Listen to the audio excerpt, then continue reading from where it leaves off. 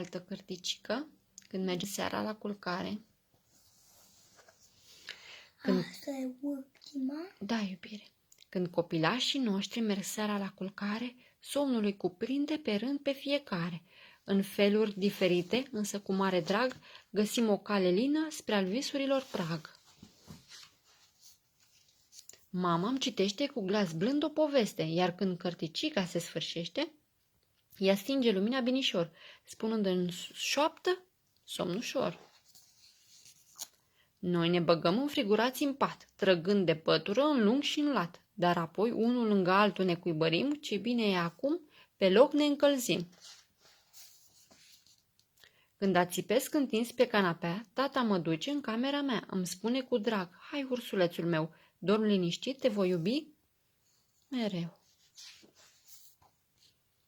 În noaptea asta dorm la bunicii mei, număr oițe împreună cu ei. Îmi lasă peste noapte o lămpiță mică să dorm liniștită.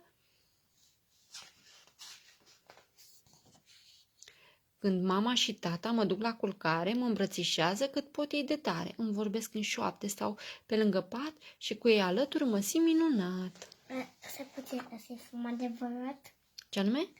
Asta e fum adevărat? Nu, iubirea mea.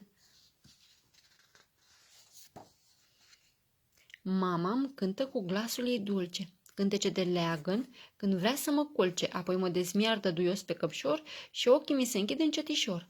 Așa copilașii noștri dorm ușor, iar noi le spunem noapte bună tuturor.